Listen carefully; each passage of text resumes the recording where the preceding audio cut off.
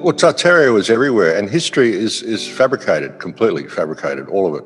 We used to think, well, the Dark Ages, we don't know what that is. We realised that they invented the Dark Ages and just put that in there to push a whole bunch of stuff back in the past. And we realised, some of history might be wrong, but no, it's all fabricated. The whole lot is fabricated. An interesting thing is the architecture we find all around the world, in all of our cities, that old Gothic style architecture, incredibly intricate design, and people look at it and say, oh, that's just the way they did things in the old days. A lot of those buildings, they're so beautiful, the design of those buildings is so beautiful. And think about it, if we lived in a feudal culture, if we lived in a culture where you had to go out and work for a living and earn a wage in order to pay to be alive, you would never have had the time or the inclination to construct buildings that look like that and function in the way they did. These buildings were created as artistic statements. I mean, they were functional, they were power sources, they were generators. They used to generate their own free electricity, all sorts of things. But they were constructed in such a way that the beauty was a part of it. You just wanted to celebrate what you were creating. We don't do that sort of stuff anymore. Just the beauty of those buildings and the incredible complexity of those buildings is a great indication that we didn't live in this pay-to-be-alive society that we're living in now.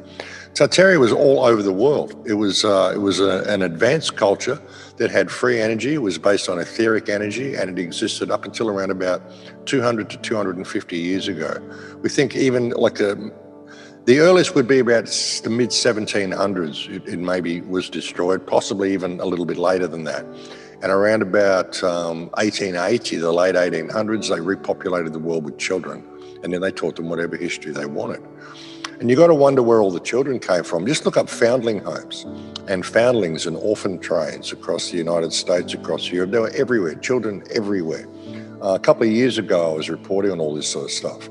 And then the fires broke out and COVID broke out, and I had to kind of leave the topic and get on to more important things that are dealing with us now.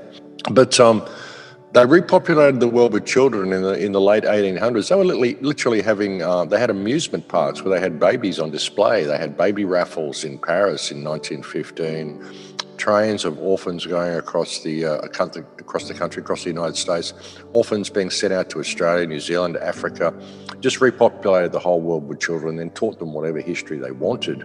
And now we've got to this point where they're basically harvesting all the souls of those people. It's like they grew their herd, I've often referred to the earth as a people farm. We're living in a people farm, and people don't really realise it.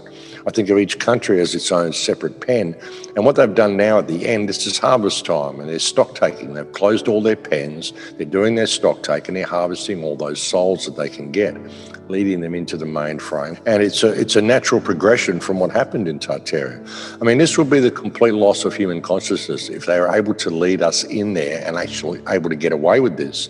It will be the end of humanity. But when you really look at what we had, I mean, it's incredibly inspiring to see the art and to see the ancient history that's right there in our own cities, if you just go out and look around your city with the right eyes.